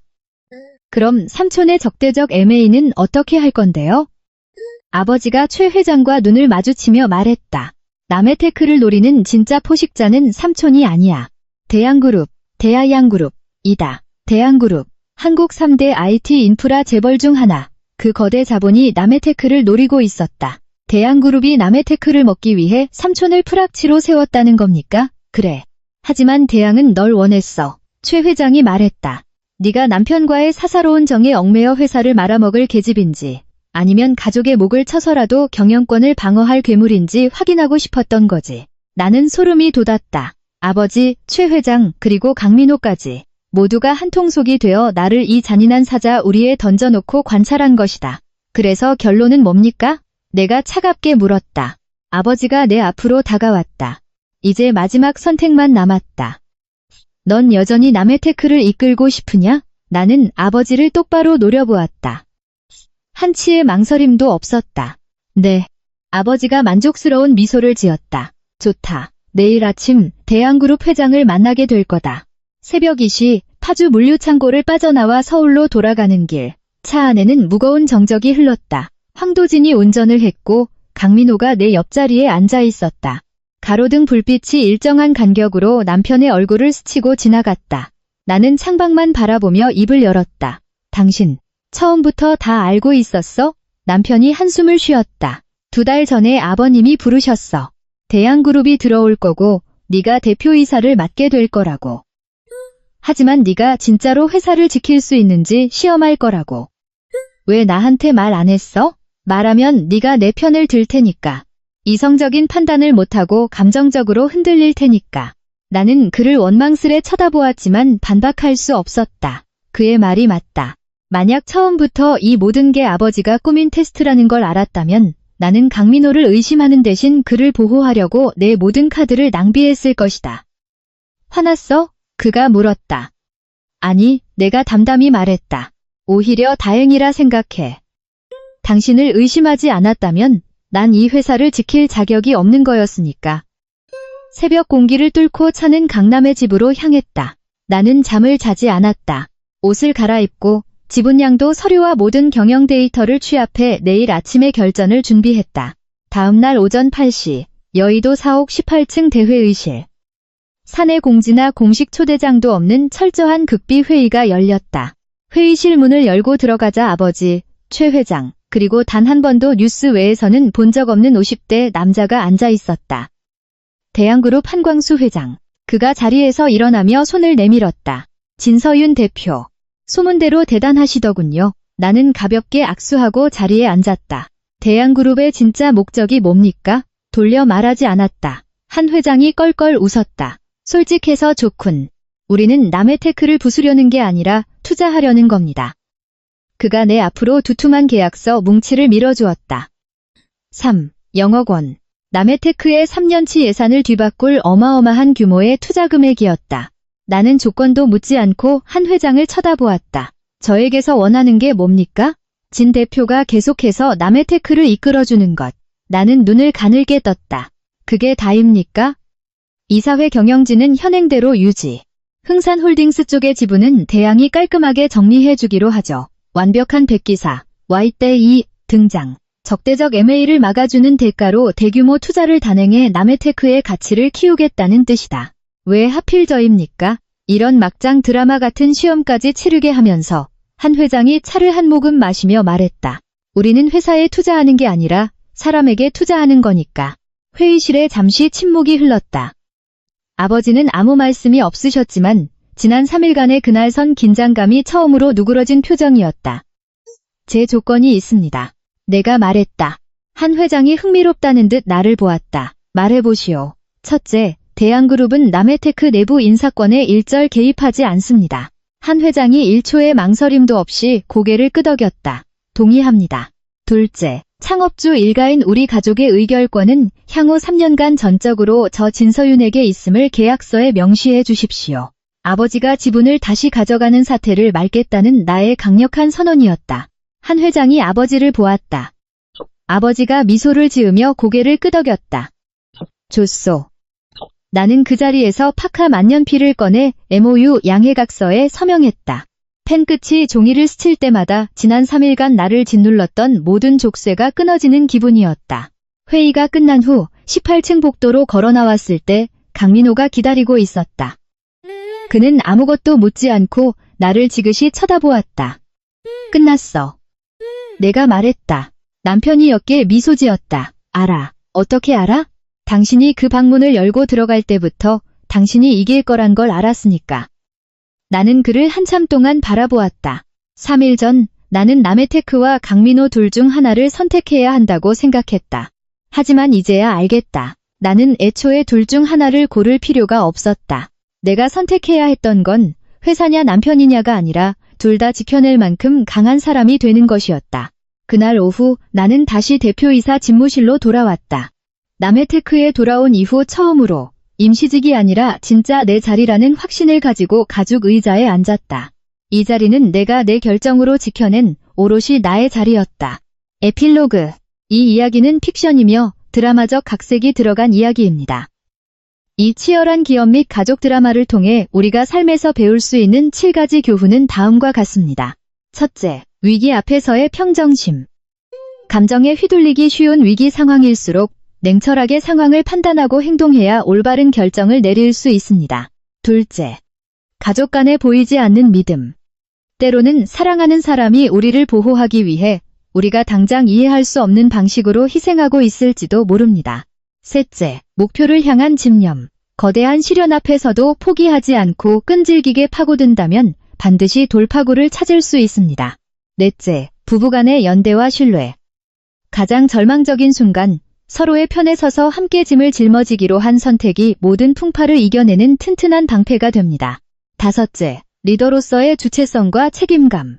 남이 만들어준 자리가 아니라 자신의 뼈를 깎는 선택과 책임으로 쟁취한 자리만이 진정한 성장을 가져옵니다. 여섯째, 객관적인 판단력. 감정이나 표면적인 현상에 속지 않고 데이터와 논리에 기반해 사태의 본질을 꿰뚫어보는 지혜가 필요합니다. 일곱째, 미래를 대비하는 장기적인 안목. 진정한 성공과 방어는 운이 아니라 오랜 시간 치밀하게 준비하고 견뎌온 자에게 주어집니다.